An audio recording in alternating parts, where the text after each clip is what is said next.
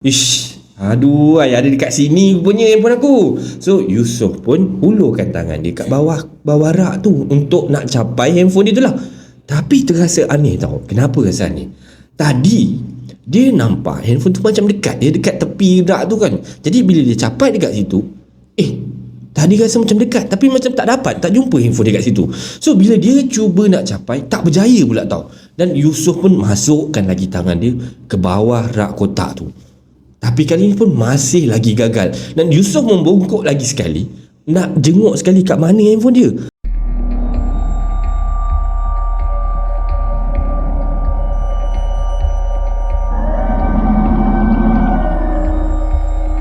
Assalamualaikum warahmatullahi wabarakatuh dan salam sejahtera kepada anda semua. Selamat datang ke channel Kisah Seram Malaysia. Okey, diharapkan anda semua sihat-sihat belakalah hendaknya, insya-Allah. Semua kisah-kisah yang saya akan ceritakan kat sini pada hari ini, anggaplah sebagai satu hiburan sahaja. Jangan terlampau taksub ataupun terikut-ikut. Baiklah, sebelum kita bermula, marilah kita sama-sama berdoa kepada Allah Subhanahu Wa Taala. Semoga Allah panjangkan umur, murahkan rezeki, berikan kesihatan yang baik dan permudahkan segala urusan kita di dunia dan di akhirat. Dan semoga Allah memberikan syurga buat emak dan ayah kita. Amin amin ya rabbal alamin. Jadi, tanpa membuang masa lagi, kali ini KSM nak bawakan anda semua cerita berkenaan dengan kilang. Kilang? Alah kilang? Kilang lah. Okey, malah kita terus ke video yang pertama dengan lafaz Bismillahirrahmanirrahim. Mari kita mulakan.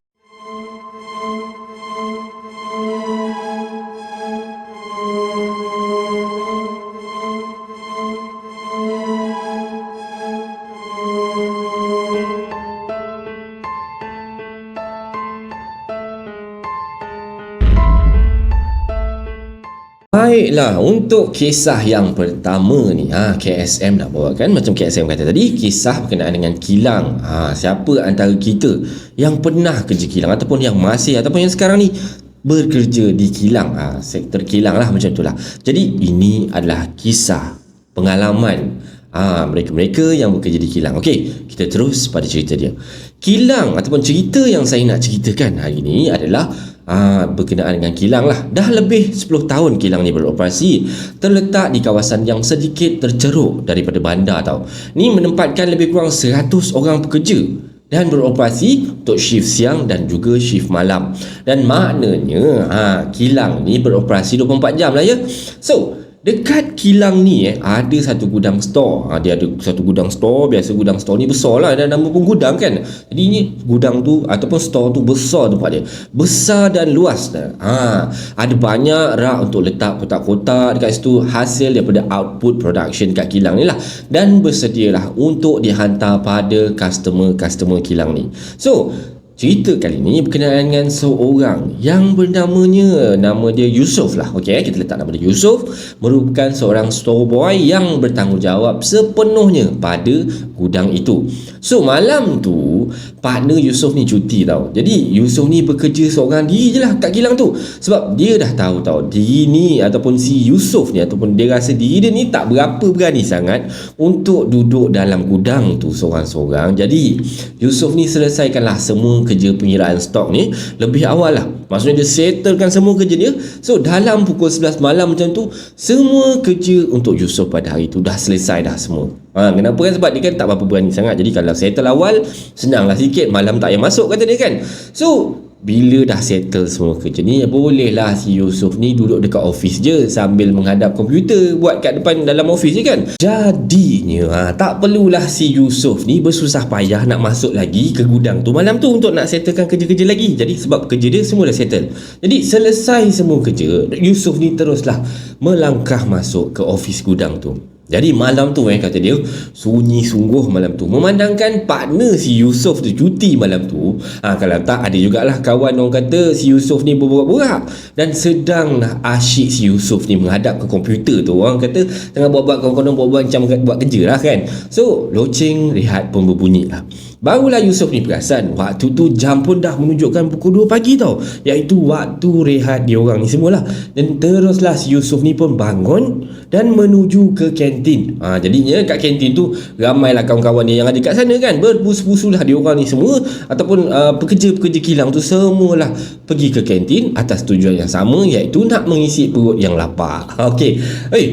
Seorang je ke hari ni? Kata orang kawan si Yusof lah, Ayub. Dan Ayub ni ialah salah seorang senior production dekat kilang tu. Dan si Yusof ni jawab lah, seorang je, seorang lah, member cuti pula hari ni. Dah lah shift malam lah tu, pisang betul aku malam ni kan, jawab si Yusof tu. So hati-hati dengan kau tu, Kang tak memasal Kang, ada member lain yang ganti kan, kata dia macam tu lah.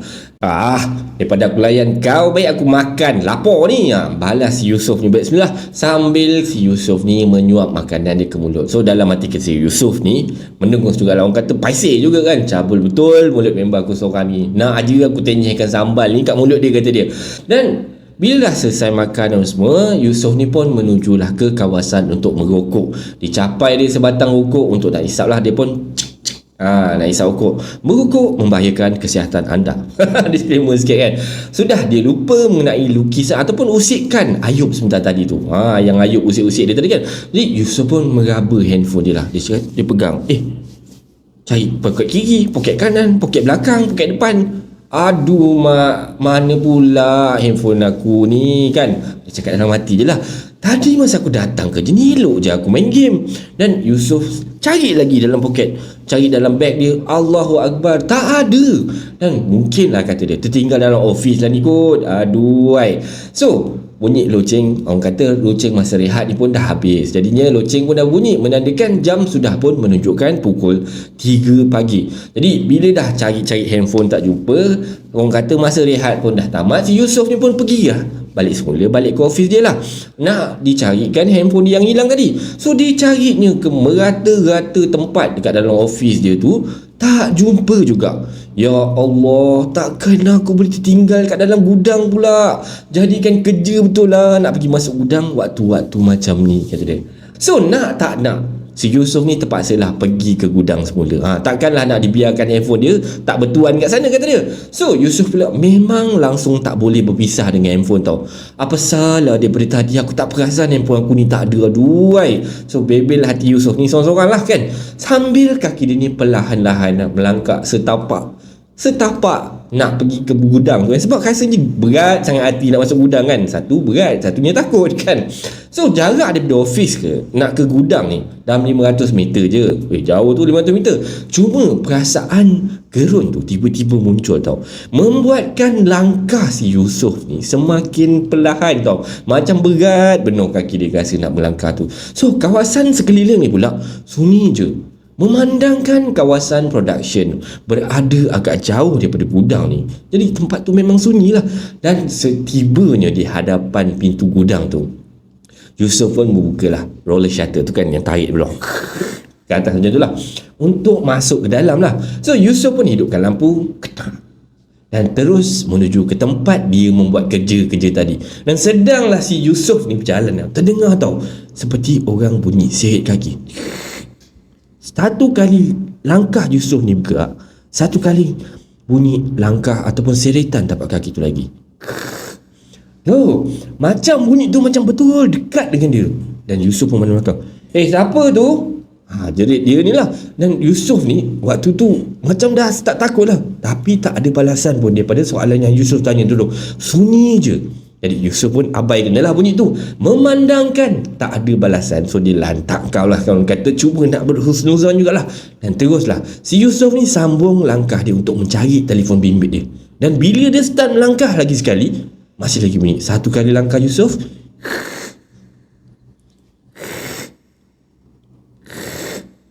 bunyi orang menarik kotak ni kedengaran tau, ataupun macam bunyi orang naik ke kotak ke, serik-serik kaki ke, macam tu lah.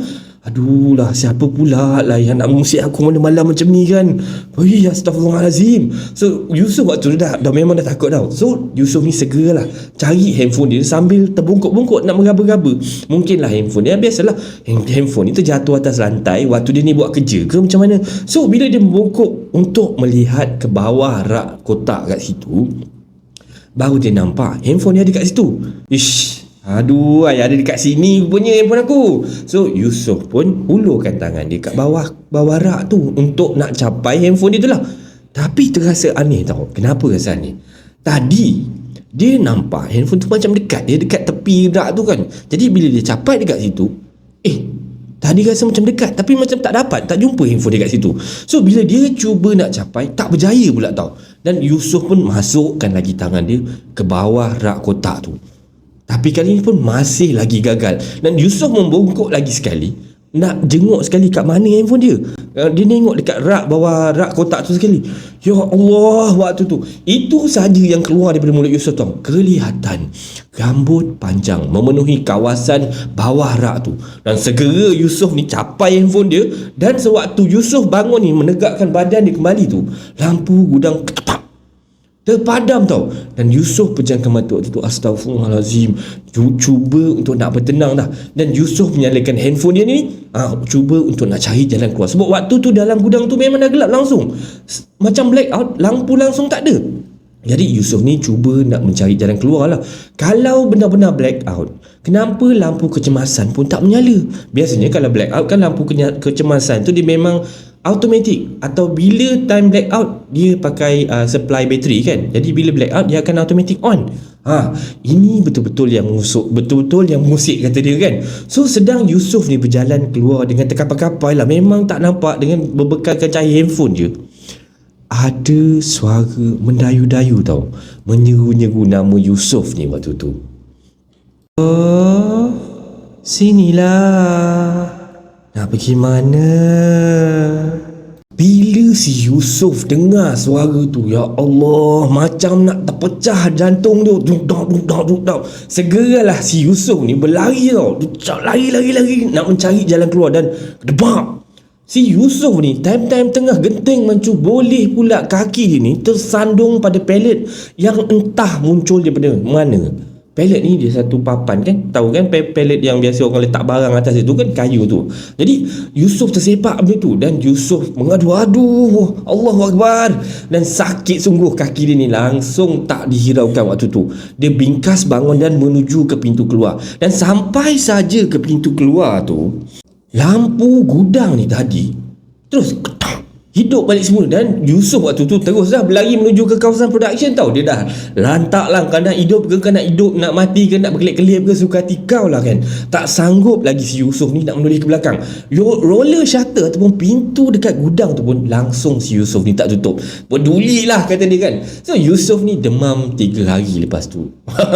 Bila naik semula kerja lah, so rakan-rakan ataupun kawan-kawan si Yusof ni sibuk lah cari manalah si Yusof ni kan, dah 3 hari tak datang kerja kan, untuk nak tanyakan apalah yang sebenarnya terjadi ataupun apa terjadi sebalik kisah pada malam tu. So bersungguh-sungguh lah si Yusof ni menceritakan apa yang terjadi pada kawan-kawan dia. Dan tiba-tiba datanglah seorang pakcik pengawal ni, datang ke arah dia orang ni lah. Kamu kena kacau malam tu, pakcik tu cakap macam tu lah. Soal Pak Idris ni pada si Yusof, ya cik, sampai demam saya dibuat cik. Tapi saya taklah nampak benda tu dengan jelas. Saya ni cuma nampak rambut panjang je dan dengar suara panggil-panggil je nama saya cik. Kalau lagi teruk kena sakat, agaknya sebulan saya demam agak cik. Tabat dah lah saya macam ni, tak naklah kerja malam seorang-seorang pakcik. Dan Yusof ni kata macam tu lah. Nah, nengok ni, nengok, tapi janji kalau nengok ni kau jangan demam pula lepas ni. So si Pak Idris ni bagi, orang kata, handphone dia, sambil ketawa lah, dia bagi kat Yusof ni, suruh si Yusof dengan kawan-kawan dia nengok dekat handphone dia. So Yusof dengan rakan-rakan dia ni pun memandanglah video yang sedang dimainkan handphone Pak Idris tu. Bagai nak luruh lah jantung si Yusof ni bila melihat video itu adalah video berkenaan dengan diri dia ketika sedang meraba-raba mencari handphone di bawah rak tu. Rupa-rupanya waktu si Yusof ni tengah raba-raba nak cari handphone kat bawah rak tu, rupa-rupanya dekat belakang si Yusof ni ada satu makhluk besar tau, berwarna hitam, berbulu lebat, sedang berdiri rapat sangat dengan belakang si Yusof ni. Dan rambutnya yang Yusof nampak kat bawah rak tu, itu adalah makhluk itu punya rambut. Dan rupanya setelah Pak Idris ni mendapat tahulah kisah yang Yusof tu kena ganggu, Pak Idris pun teruslah mencari rakaman CCTV yang ada ataupun rakaman di gudang tu lah, dan ternyatalah si Yusof ni benar-benar diganggu dan bukan hayalan semata-mata. Jadi ini adalah kisah seram Malaysia yang pertama. Macam mana anda rasa dengan kisah Encik Yusof ni? Kan, kisah ni pada abang macam agak menarik jugalah. So harap anda enjoy. Kalau anda nak dengar lagi kisah berkenaan dengan kilang, kita ada lagi kisahnya. So korang stay tune and enjoy.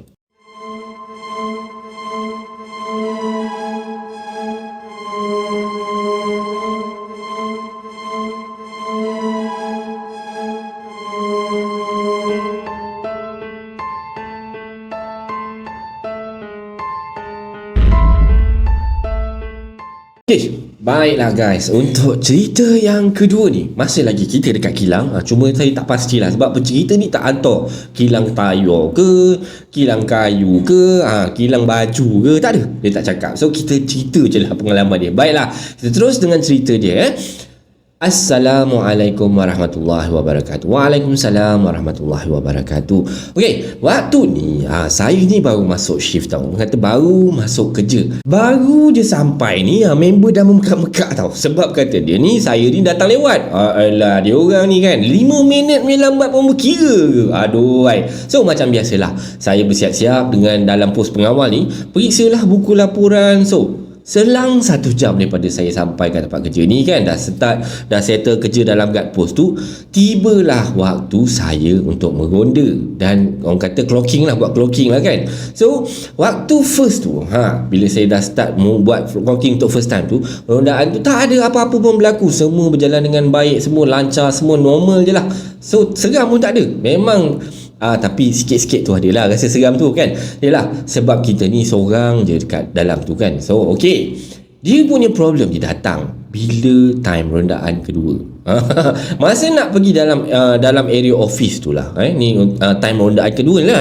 Masa nak pergi dalam area office tu, saya dengar tau macam derapan tapak kaki ni berlari. Jadi bila saya dengar macam tu, masa tu cuak jugalah kan. Takut juga kalau ada orang datang nak samun ke, nak buat apa-apa ke kan, nak mencabut kehormatan aku ke waktu tu kan. Kata dia masalah juga, faham boy. So masa tu saya pun menyoroklah cangkung dekat area tirai antara meja pekerja ni. Saya ni kiranya agak bernasib baik lah, sebab lepas 5 minit tu tengok-tengok tak ada penyamun, tak ada apa-apa pun, line clear. So kalau hantu tu memanglah takut, tapi takut lagi penyamun, kata dia. Perangai jahat manusia ni kadang-kadang lagi teruk daripada hantu, jin ataupun syaitan ni. Saya pun teruskanlah kerja saya buat locking tadi. Saya pun teruskan kunci jam macam biasalah. Dekat dalam office tu ada satu tempat tau. Tempat apa? Tempat sembahyang Cina tau. So tempat tu orang kata seram sikit. So bos kilang ni selalulah bakar colok, katanya nanti barulah ada ong mari, kata dia. Tapi malam tu saya tengok tempat tu macam bersepah-sepah sikit tau. Bersepah dengan buah-buahan yang kat situ lah. Semua buah-buahan yang biasanya kita letak atas shrine tu ataupun atas tempat penyembahan tu, semua jatuh berterabur kat bawah tau. So jadinya saya ni sebagai seorang pekerja yang berdedikasi, saya pun ambil buah-buah tu balik semula, kutip, dan saya susun baliklah dekat atas tu tempat dia orang sembahyang tu kan. So selesailah tugas saya dan saya pun baliklah ke pos pengawal ni untuk tidur kan. So pagi tu staff pun datang lah, orang kata staff office ataupun pekerja-pekerja kilang tu pun dah start masuk, dah datang. So sajalah saya ni pergilah office area tu, konon-kononnya nak kacau awet-awet kat sana. Lalulah tempat sembahyang Cina tu dan tengok balik, la ilaha illallah, berterabur balik buah-buahan tu dekat bawah-bawah tu. Jadi saya tanyalah staff ni, siapa yang teraburkan buah-buah dekat sini? Dan budak-budak ni semua cakap, mana kita orang tahu bang, tak tahulah kan. So saya pun buka lah mulut, cerita pasal tapak kaki yang saya dengar berlari-lari semalam tu. So diorang pun suggest lah nak check CCTV. So anda tahu apa yang jadi? Dalam CCTV ni, dia nampak ada satu lelaki botak mat. Anda rasa nampak lelaki tu kat mana? So lelaki tu ada betul-betul dekat belakang saya. Dia bila saya mencangkung kat balik tirai tu, lelaki tu pun ikut mencangkung dekat belakang saya, sama-sama mencangkung. Naik segala bulu yang ada kat badan saya masa tu tau. Lelaki tu memang nampak tegap lah, berotot, badan dengan tangan panjang sikit, cangkung kat belakang saya waktu tu. Dan lepas saya belah je daripada office tu untuk nak balik semula ke pos pengawal malam tu, dekat CCTV ni tertangkap ada satu entiti botak tu lari kong, langgar tempat sembahyang Cina tu tau. Dan habislah kecoh satu kilang masa tu. So saya pun sembang lah dengan bos kilang tu tau. Dia pun terkedu juga tengok CCTV ataupun rakaman CCTV tu. So saya pun cuma mampu berkata pada bos, ayo bos, you punya sembahyang kurang lagi lah bos, mau halau itu hantu, kasih sembahyang lebih sikit lah bos, kata dia lah. Itulah cerita pengalaman saya waktu saya bertugas dekat satu kilang dekat Melaka dulu. Okey, ini adalah kisah seram yang kedua ni. Walaupun pendek, tapi ini adalah kisah benar katanya. Okeylah, kita terus dengan kisah yang ketiga.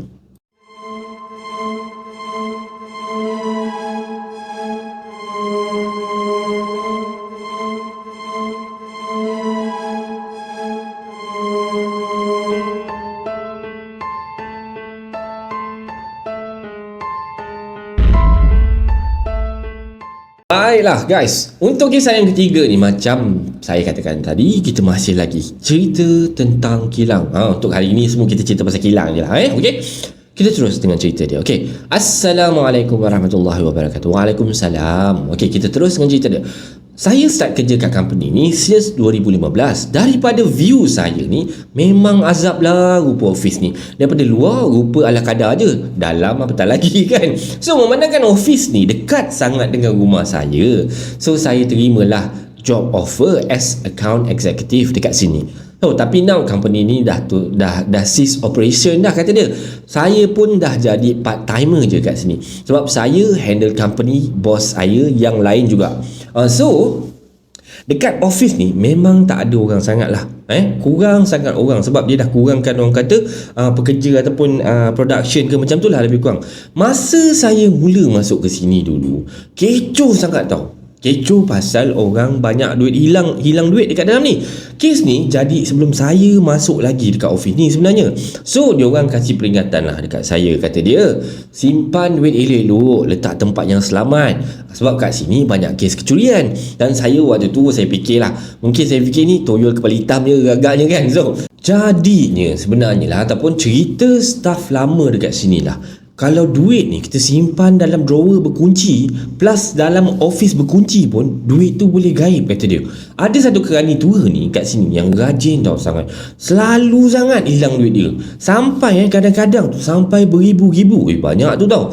Memandangkan office ni dah tak ada orang langsung. So saya ni pun jarang lah masuk dalam office ni. Kalau saya masuk pun sebab ada kerja tengah melambat-lambat gitu, barulah saya masuk. So, memanglah selalunya saya akan bersendirian lah. Kalau saya masuk dalam office ni, tak ada orang pun yang teman. Saya seorang-seorang je. Tadinya bermulalah bulan 5 hari tu, gangguan dekat office ni semakin menjadi-jadi tau. Dan pernah sekali tu, saya dengan bos ni tengah galik-galik, tengah sibuk-sibuk buat kerja kan, tiba-tiba terdengar tau, orang flush toilet kat bilik director pula tu. Padahal bilik tu tak ada orang, kosong. Bilik biasalah director bukannya selalu ada kat office, betul tak? So bilik tu tak ada orang langsung, tapi bunyi flush toilet tu datang daripada bilik director tu. Dan bos saya masa ni Chinese tau, and dia ni membesar dekat USA tau. Dia ni ayalah biasalah orang budak-budak moden zaman sekarang ni kan, benda-benda macam ni dia memang tak percaya. Kata tahyul, kata dia. But lepas tu bila lepas dia dengar benda tu kan, so dia pandang saya and pura-pura buat macam sibuk tau. Sibuk-sibuk macam mana tau, sibuk-sibuk kemas beg dia nak balik tau. Dan kau rasa so sabar je lah waktu tu. So saya ni kadang-kadang terlewat lah balik kan. Ada sekali tu masa nak kemas-kemas barang ni, tutup komputer bagai, saya dengar ada orang serik-serik kaki tau dekat kaki 5 belakang office saya yang bersambung dengan office director tu lah. So seret kaki ni macam malas sangat nak berjalan. Dia jalan macam tu tau. Cuba korang gisik kaki kat lantai simen, kata dia kan, bunyinya macam tu lah kan. dah lah belakang kita tu gelap, kata dia kan. So saya ni pun kemas-kemas lah, orang kata nak cepat-cepat terus belah kan. Kalau nak lalu lalang lepas ni banyak kali kat sini pun tak apalah, suka hati kau lah kan, tak payahlah nak tunjuk rajin kat sini kan. Dan lagi satu, dekat office saya ni, dekat sebelah office saya ni je ada satu lab lah, orang kata nak proses-proses barang ke apa kan. Dan sebelum bos semua ni berhentikan semua staff workers ni, dia diarahkan, dia mengarahkan lah semua staff-staff ni untuk kemas kawasan masing-masing lah. Termasuklah kawasan lab ni, dan pekerja-pekerja lab ni kemas lah. Maksudnya dekat lab ni semua dah tersusun, teratur, dah cantik dah. So memang lab ni kemas lah. Dan almari pun, semua almari ataupun kunci laci-laci kat situ semua bertutup rapat. Sebab banyak lah orang kata barang-barang dalam lab ni kan ada bika lah apa benda kan, yang dia orang kata apa, buat testing sign tu lah, konon-konon macam tu lah. So untuk pengetahuan korang lah, Kerani tua ni, dia seorang je yang ada kunci lab tu tau. Kan tadi saya cerita pasal kerani tua yang selalu hilang duit tu kan. Yang ada kunci lab tu cuma kerani tua ni seorang je. Jadinya kerani tua ni datang office ni seminggu, kadang-kadang sehari je datang tau. Since kilang ni dah cease operation tu, and dia tak akan masuk lab tu pun tau kalau tak ada orang. Dan jadinya hari yang dia nak terkena tu ni, dia ni pergi toilet tau, bersebelahan je dengan lab tu tau. Dan dia terpandang dalam lab tu tau, dan terus dia panggil saya ni jerit-jerit tau. Kenapa? Dan saya pun pergilah tengok apa ke benda lah orang tua ni. Sebabnya kenapa dia jerit panggil saya, sebab dalam lab tu dia nampak bersepah, berterabur, pintu-pintu semua terbuka-buka, almari semua terbuka, macam kena selongkar dengan teruk kan. Jadi dia tanya saya, "You ada masuk ke dalam?" Saya cakap, "Kat mana ada saya masuk? Kalau nak masuk pun kuncikan kat you saja. Mana saya ada kunci? Buat apa saya nak masuk lagi pun? Tak ada kerja lah." So nak tak nak kenalah kita orang dua orang ni kemas semula dalam, orang kata dalam lab tu. Kalau bos tahu kan lagi parah, kena tiap orang kata dia kan. Kalau nak tanya pekerja kat bahagian dalam kilang ni, macam-macam lah cerita yang korang semua ni boleh dapat tau. Ada bekas pekerja yang selalu ternampak penampakan, dan salah seorang yang pernah kena tau. Kita letaklah nama yang ni, kita nak cerita yang ni kan. So kita letak nama dia ni sebagai Atan tau. Okay? Atan ni bekerja yang orang kata super dedicated lah, orang kata pekerja contoh lah lebih kurang, yang baik, yang betul-betul contoh lah. So dia ni selalunya datang awal dan balik lambat. Cuti umum pun bekerja babe, Ahad apatah lagi kan. So nak dijadikan cerita, hari tu si Atan ni datang awal tau, dalam pukul 7 suku. Adiknya si Atan ni dia kerja bahagian RAM. RAM ni maksud dia turun and pilih buah. Maksudnya dia bahagian turunkan buah dan pilih-pilih buah tu. Jadinya dia ni nak ke toilet lah kat tingkat atas tu sambil nak start kerja. Jadi tengah galit-galit si Atan ni termenung kan, dia nampak tau ada seorang rakan sejawat dia ni. Nama rakan sejawat ni Pak Lang lah. Pak Lang ni berjalan menghala bangunan belakang tau, dan dia laung lah, "Pak Lang, oh Pak Lang." Dia laung-laung lah nama member tu kan. So member tu ni berjalan angkat tangan je tau. Tadinya si Atan ni fikir tu memang Pak Lang lah tu. Dan tiba-tiba ni Pak Lang muncul daripada bawah pula, baru sampai ke kilang lah macam tu kan. So si Atan ni sengih je lah yang mampu kan. Pekerja Nepal kat sini pun dulu pernah kena tau, kata dia. Dia orang ni rajin tau, pekerja-pekerja Nepal ni biasalah, orang kata foreigner ni memang rajin yang teramat. Rajin buat OT, rajin lampu bos, dia orang lah semua. So masa kilang ni tengah aktif, malam tu dia orang kena sergah tau dengan Pontianak, kata tu. Mencicit weh semua lagi. Sampai ada yang demam, sampai ada yang orang kata dah tak nak kerja, takut nak kerja kan. Kalau kita yang Muslim ni bolehlah baca-baca apa yang patut kan. So dia orang ni kan, ada yang bukan Muslim kan. Pontianak dan Lang Sui ni memanglah kira penghuni tetap tau dekat kilang kita orang. Ramai je yang terserempak, tapi sekadar nampak-nampak gitu je lah, taklah sampai menyergah macam pekerja Nepal tu kena kan. Jadinya so far saya tak pernah lagi lah nampak apa yang dia orang nampak tu. Mohon sangat-sangat jangan bagi nampak lah kan. Minta lah kalau boleh tak nak nampak langsung. Guard pun ramai yang dah terkena tau sebenarnya. Masa dia orang buat clocking ataupun ronda-ronda biasa-biasa ni pun selalu terkena. Dan jadi saya ni pula memang jenis rajin ataupun memang jenis peramah. So rajinlah melepak dekat guard post dengan guard-guard ni tau. So rajinlah dia orang ni bercerita pada saya, cerita pasal hantu-hantu yang dia orang terserempak kat kilang ni. Dan ada satu cerita tu, ada seorang guard ni nama dia Marizan, kata dia. Dia ni cerita masa dia tengah solat isyak gitu tau. Ni solat isyak dekat kantin lama kat kilang ni lah. Benda tu duduk tenung je dia. Sampailah dia ni habis solat tau. And then dia cakap benda tu, aku tak kacau kau jangan kacau aku boleh tak? So aku ni datang sini nak cari makan untuk cari rezeki yang halal untuk anak isteri aku. Dan benda tu terus belah macam tu je kan. Dan seorang lagi, ada seorang guard ni, nama dia Rahim. Dan dia cerita dekat belakang kilang ni ada satu pokok ketapang tau, kalau tak silap besar and tinggi sangat. Dan bawah pokok tu ada satu kuil Hindu. Kuil yang kecil agaknya Dekat situ ada satu atuk tua yang duduk kat situ. Dia memang penunggu situ kata dia. Dan dia ni pernah nampak kata Rahim, badan ni besar, tinggi. Memang dia berniat ni, memang si Rahim ni berniat nak tengok pun sebenarnya. So dia ni pergilah acah-acah, cabar-cabar benda tu keluar. Sekali angin kuat terus atuk tu keluar. Dia pun apa lagi? Terus perah motor, belah laju macam tu kan. Nak gelak pun ada waktu tu, nak kesian pun ada. Sebab member kan, bila diorang ni bercerita kan, dengar cerita macam kelakar tapi cuba kena ngebatang hidung sendiri. Memanglah, sabar je lah dengan perangai member macam ni. Jadinya Alhamdulillah, dekat sini saya tak pernah lah kena gangguan yang teruk macam penampakan ke, reality ke kan. Setakat bunyi-bunyi and suara-suara memanggil tu biasalah. So buat tak tahu je lah, penatlah dia nanti kata dia. Jadi ini adalah kisah seram Malaysia yang terakhir untuk kali ini. Saya harap anda semua enjoy dengan kisah-kisah seram Malaysia kali ini. So, sebarang komen, like dan share daripada anda semua amatlah dihargai. Terima kasih pada yang telah sudi subscribe di channel Kisah Seram Malaysia. Dan yang masih belum tu, bantulah saya dengan menekan butang subscribe, like dan sharekan video ini kepada kawan-kawan anda. Sokongan daripada anda semua adalah ibarat pembakar semangat buat saya untuk terus berkarya, agar saya terus berusaha untuk membuat banyak video-video yang baik, yang menarik dan berkualiti untuk anda semua tonton, insya-Allah. Jadinya yang baik itu datang daripada Allah Subhanahu Wa Taala dan yang buruk itu datang daripada kelemahan diri saya sendiri. Saya akhiri kisah seram Malaysia pada kali ini dengan lafaz Assalamualaikum warahmatullahi wabarakatuh.